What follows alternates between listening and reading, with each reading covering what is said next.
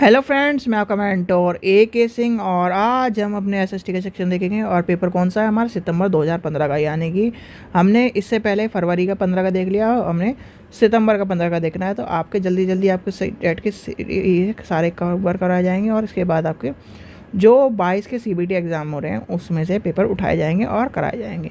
ठीक है बच्चों, तो चलिए सबसे पहले क्या कह रहा है। क्वेश्चन नंबर 31 का है, राष्ट्रीय रूप यानी कि NCF 2005 में सामाजिक विज्ञान के संदर्भ में कौन सी बच्चों की विद्यालय योजना में मेल होता है? तो वो हो जाएगा बाहर के जीवन से जोड़ना। और बाहर के जीवन से जोड़ना क्या हो जाता है? आपका टैग वर्ड हो जाता है। तो यानी कि ऑप्शन हो जाएगा फोर्थ। क्वेश्चन नंबर 32 देखते हैं। सबसे उचित विकल्प को चुनिए जो उच्च प्राथमिक स्तर के विद्यार्थियों की सामाजिक विज्ञान की परियोजना के तहत शिक्षण में भ्रमण करने के। भाई भ्रमण करने का क्या है? जो ये अवधारणाओं को विचारों के साथ जोड़ती है। यानी कि मान लीजिए आपको एक पिक्चर की कहानी बताई जाए, इतना जोर नहीं रहेगा, पर आपको वही पिक्चर दिखाई जाए तो आप बिल्कुल रट लोगे, गाने पाने सब कुछ याद हो जाएंगे आपको उसके। क्वेश्चन नंबर 33 देखते हैं। उच्च प्राथमिक स्तर पर भूगोल की शिक्षण के लिए निम्नलिखित में कौन सी विधि सबसे अधिक उपयोगी होती है? तो भ्रमण। भैया भ्रमण दो चीज़ों में ध्यान रखना, ज्योग्राफी और हिस्ट्री में भ्रमण आवश्यक है। और जो आपका प्राइमरी में EVS है, इन तीनों में भ्रमण आवश्यक है। भ्रमण के बिना इस चीज़ को समझाना एक तरह से बहुत ही कठिन हो जाएगा। अगर आप ने कुछ नहीं पढ़ाया और भ्रमण करा दिया बच्चों को, तो आपको जो है एक तरह से वर्कलोड बिल्कुल ख़त्म हो जाएगा। क्वेश्चन नंबर 34 देखते हैं। उच्च प्राथमिक स्तर पर सामाजिक एवं राजनीतिक जीवन की पाठ्य पुस्तक का शिक्षण निम्नलिखित में से किसके उपागम पर बल देता है? तो वो हो जाएगा वास्तविक जीवन की स्थितियों के सीखने, यानी कि ऑप्शन नंबर हो जाएगा 3। चलिए क्वेश्चन नंबर 35 देखते हैं। विभिन्न प्रकार के बाजारों में विषय को पढ़ाने के लिए निम्नलिखित में कौन सी परियोजना सबसे अधिक उचित होती है? तो यह हो जाएगा दुकानों के उत्पादक को सीखने में बेचने के दामों को तुलना करना, यानी कि ऑप्शन नंबर पहला हो जाएगा इसका आंसर। क्वेश्चन नंबर 36 देखते हैं। अशोक के अधिकतर अभिलेख निम्नलिखित में से लिखी पाए गए हैं? तो आपको पता ही है ब्रह्म लिखी में पाए गए हैं, यानी कि ऑप्शन नंबर 4 हो जाएगा। और इस तरह के क्वेश्चन बच्चों CBT एग्जाम में मिल रहे हैं, वन लाइनर मिल रहे हैं ज़्यादातर, जैसे जैन धर्म और बौद्ध धर्म का ये भिक्षु वाला क्वेश्चन है। इस तरह के क्वेश्चन आपको मिल रहे हैं, तो इसलिए इसका ध्यान रखना। क्वेश्चन नंबर 37 देखते हैं। कुछ आरंभिक हिंदू मंदिरों में हॉल होते थे जब लोग इकट्ठा हो सकते थे। इस स्थान को क्या कहते थे? तो इस स्थान को कहते थे मंडप। याद रखना, मंडप। और गर्भगृह वाला भी क्वेश्चन आ चुका है, तो मंडप और गर्भगृह याद रखना। क्वेश्चन नंबर 38 देखते हैं। विनय पिटक ग्रंथ निम्नलिखित में से किससे संबंधित है? भाई विनय पिटक आपको बौद्ध धर्म से संबंधित, यानी बौद्ध संगति के नियमों से याद रखना। क्वेश्चन नंबर 39 देखते हैं। राजा हर्षवर्धन के दरबार कवि बर्नबाट ने अपने जीवन हर्ष चरित्र में निम्नलिखित में किस भाषा को लिखा है? भाई संस्कृत भाषा में लिखा रखा है, याद रख लेना। क्वेश्चन नंबर 41 देखते हैं। जैन और बौद्ध भिक्षुणी के लिए आरंभिक विहार बने होते थे, तो किसके थे? पत्थर के, यानी कि ऑप्शन नंबर B हो जाएगा। क्वेश्चन नंबर 41 देखते हैं। कन्नौज पर लंबे समय तक त्रिपक्षीय संघर्ष किन 3 राजाओं के बीच हुआ था? तो वो होते पाल, राजपूत और गुर्जर प्रतिहार, यानी कि ऑप्शन नंबर B हो जाएगा इसका आंसर। इस तरह के क्वेश्चन मिल रहे हैं आज के टाइम पे।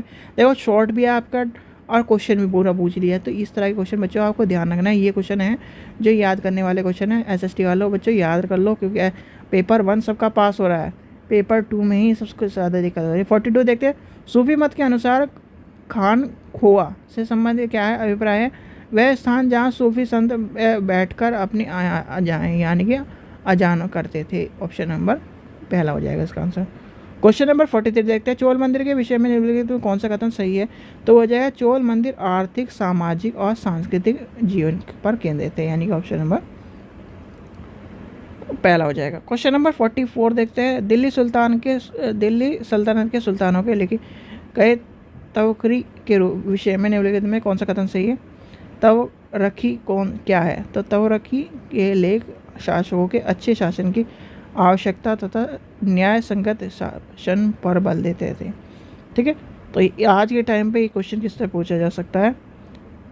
तवा रखी क्या है, यानी कि तवा रखी से आप क्या समझते हैं? इस तरह क्वेश्चन पूछा जाता है आज के टाइम पे, इतना लंबा नहीं पूछा जाता, ये ध्यान रखना। चलिए आगे चलते हैं। क्वेश्चन नंबर 45 देखते हैं, क्या नहीं 45 देखते हैं। 19वीं शताब्दी में निम्नलिखित में किस कुरान शरीफ की आयतों को हवाला देकर महिलाओं को शिक्षा के लिए तर्क दिया गया था? तो वो थे मुमताज अली, यानी कि ऑप्शन नंबर बी हो जाएगा। क्वेश्चन नंबर 46 देखते हैं, कक्ष में विद्यार्थियों खुली पुस्तक अभ्यास करवाने के उचित कारण होने चाहिए? तो वो क्या हो जाएगा, पाठ का किसी भी प्रश्न के संदर्भ में पढ़ाना, यानी कि ऑप्शन नंबर डी हो जाएगा। और इसमें ही आप ये चीज़ ऐड कर लेना, प्रश्न पूछने की और व्यक्ति यानी बालक को स्वतंत्र रूप से होने की भी संकल्पना का विकास होता है। क्वेश्चन नंबर 47 देखते हैं, सामाजिक विज्ञान के विषय के अध्ययन का महत्व इसलिए है क्योंकि बच्चे क्या करते हैं, सामाजिक और उसके पर्यावरण को, यानी कि पर्यावरण को समझ सके, यानी कि ऑप्शन नंबर बी हो जाएगा इसका आंसर। क्वेश्चन नंबर 48 देखते हैं, सामाजिक विज्ञान के शिक्षण में चित्र तथा पटे के प्रयोग के लिए सबसे महत्वपूर्ण कारक क्या है? तो इसका आंसर हो जाएगा दिए गए वृत्त पर चित्रण, यानी कि प्रोत्साहन करना, यानी कि एक तरह से, यानी कि आपको जो डायग्राम है उस पर ज़्यादा जोर देना। क्वेश्चन नंबर 49 देखते हैं। 49 कहते हैं, भारत की संसद की भूमिका एवं कार्य प्रणाली की समझ को विकसित करने के लिए निम्नलिखित में कौन से सबसे उचित क्रियाकलाप है? तो वो हो जाएगा युवा संसद का आयोग। ठीक है, ये सबसे इम्पोर्टेंट क्वेश्चन है और ये क्वेश्चन CBT में भी मिल रहा है इतना पुराना होने के बाद भी। क्वेश्चन नंबर 50 देखते हैं, एक शिक्षक विद्यार्थियों को सुझाव देता है कि वह अपने तालिका बनाएं जिसमें उन्हें के द्वारा सप्ताह में उपयोग किए जाने वाले पानी की बोतल की संख्या लिखें। इस गतिविधि के बाद पानी की प्रयोग और शिक्षण, यानी कि एक तरह से वो बताना चाहता है कि आप कितना पानी कंज्यूम करते हैं। तो ये हो जाएगा व्रत अध्ययन विधि, यानी कि व्रत से ही आपको पता चलेगा कि इतना मैंने मंडे में खर्च किया, इतना मैंने ट्यूसडे में खर्च किया, इतना क्या ना, ये सब चीज़ें आ जाएंगी। क्वेश्चन नंबर 51 देखते हैं। 51 क्या कह रहा है, से उचित विकल्प को रिक्त स्थान भरिए। ज्ञान विचारों को व्यवस्थित करने के लिए अवधारणा संसाधनों की समय रेखा सारांश डैश की समस्या को सम्मिलित करता है। तो वो हो जाएगा सूची, मानचित्र और अवधारणाओं का मानचित्र, यानी कि ऑप्शन नंबर 3 हो जाएगा इसका आंसर। क्रियाकल्प आधारित प्रश्न सामाजिक विज्ञान के पाठकों क्या है? तो ये हो जाएगा आनंददायी बनाते हैं, यानी कि ऑप्शन नंबर हो जाएगा पहला। क्वेश्चन नंबर 53 देते हैं, सामाजिक विज्ञान की समस्या को समझदारी को विकसित करने के लिए निम्नलिखित में कौन सा उचित विधि होती है? तो समझदारी आ जाती है तो वृत्त अध्ययन, यानी कि ऑप्शन नंबर 4 हो जाएगा। क्वेश्चन नंबर 54 देखते हैं, एक शिक्षक अपने विद्यार्थियों को सरकारी योजनाओं के बारे में जानकारी प्राथमिक स्रोत के माध्यम से देना चाहता है। तो क्या करेगा, वो सरकारी योजनाओं की पुस्तक को साक्ष्य बनाएगा, यानी कि जैसे कि एक आती है ना, आपको याद होगा गवर्नमेंट पॉलिसी के नाम से एक बुक आती है, तो उसमें जो गवर्नमेंट की सारी पॉलिसी उसमें बताई जाती है। नाम तो मुझे भी याद नहीं उसके बुक का नाम क्या है, पर गवर्नमेंट पॉलिसी ही के नाम से बुक समझ लो आप, वो उसमें सारी पॉलिसी होती है कि इस साल ये करा, इस साल ये करा। क्वेश्चन नंबर 55 देखते हैं, सामाजिक विज्ञान के निम्नलिखित में से एक उचित और अर्थपूर्ण दंत अभ्यास को चाहिए। तो क्या चाहिए, पाठ्य पुस्तक की सहायता उत्तर ढूंढना। ठीक है, चलिए आगे चलते हैं।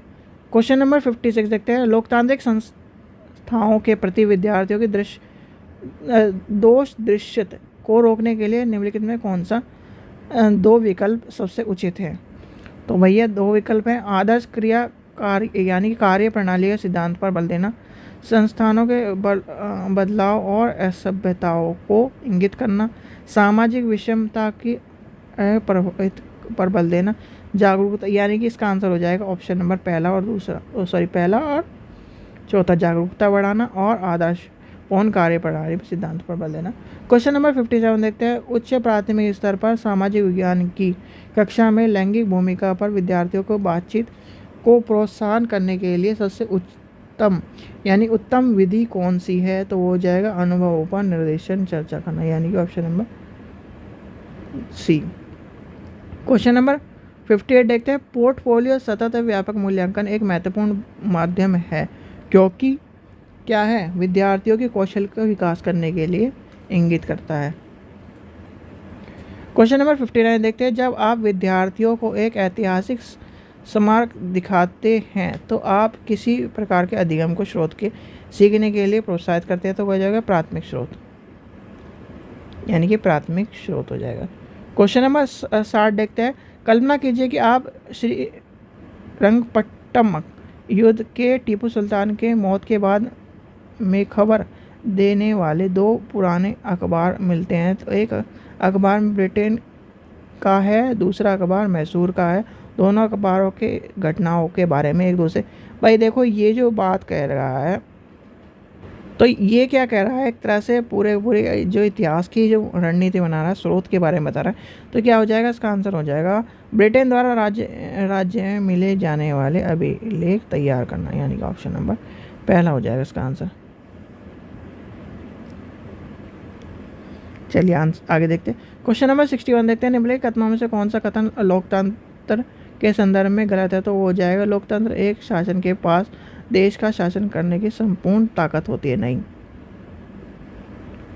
क्वेश्चन नंबर 62 देखते हैं, अभियानों की फलस्वरूप महिलाओं को संरक्षण के लिए कानून बनाने निम्नलिखित में कौन सा प्रति के लिए एक कारक महिलाओं के संरक्षण करने के लिए 2006 में बनाया गया था, तो वो था घरेलू हिंसा।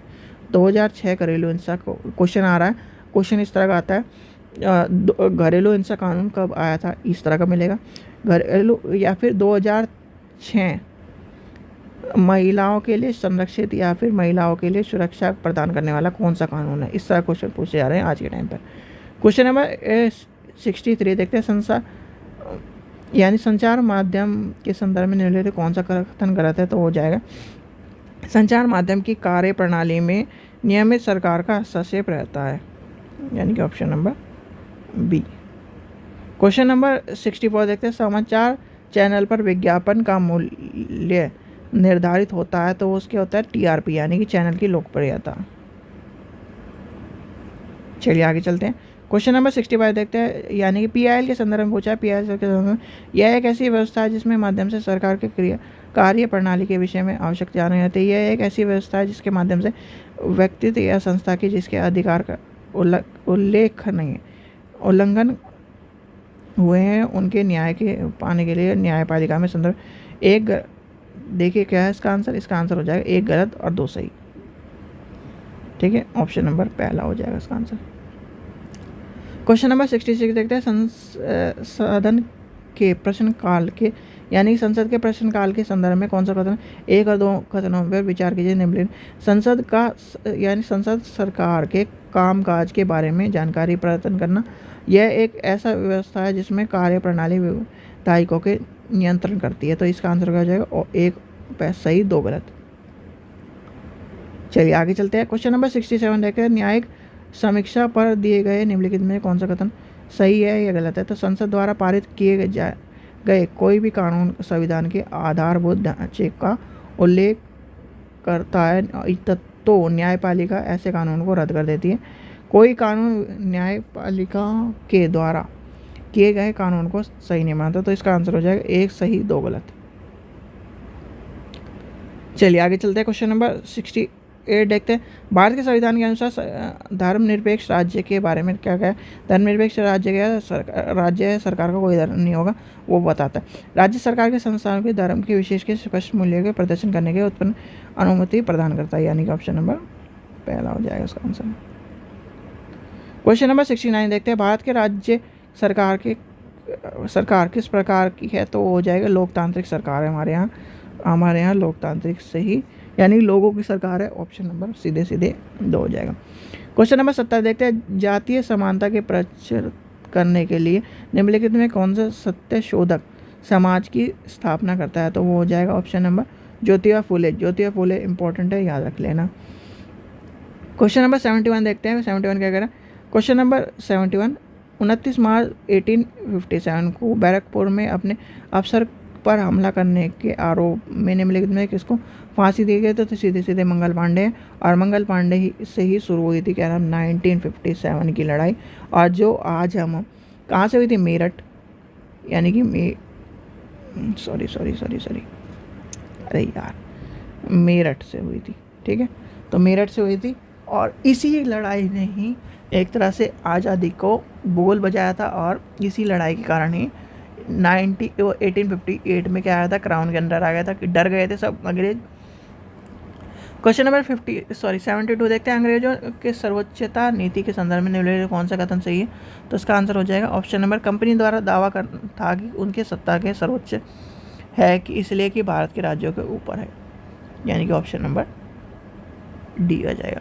क्वेश्चन नंबर 73 देखते हैं, ग्रहों के निम्नलिखित समूह में से कौन सा चारों ओर छल्ले हैं। तो वो हो जाएगा शनि, बृहस्पति और यूरेनस, यानी कि ऑप्शन नंबर डी हो जाएगा इसका आंसर।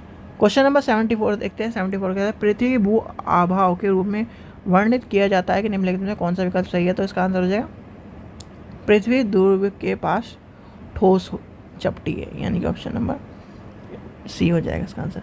क्वेश्चन नंबर 75 देखते हैं, पृथ्वी से चंद्रमा का केवल एक ही भाग दिखाई देता है, तो क्या हो जाएगा वो, क्यों दिखाई देता है, क्योंकि वो यानी कि हमारी पृथ्वी है वो झुकी हुई, यानी कि चंद्रमा पृथ्वी का एक चक्कर पूरा करने के लिए जितना समय लगाता है उतना ही समय अपने अक्ष पर घूमने के लगाता है। तो यानी कि ये आपकी पृथ्वी है, ये ऐसे झुकी हुई है, और यहाँ पर चंद्रमा है, तो यानी कि एक ही पार्ट दिखाई देगा, भाई आप ही हो, यानी कि ये व्यक्ति है, चलिए इसे करके चलते हैं, ये व्यक्ति है और ये व्यक्ति है, ठीक है, आपकी तरफ देख रहा है, ठीक है।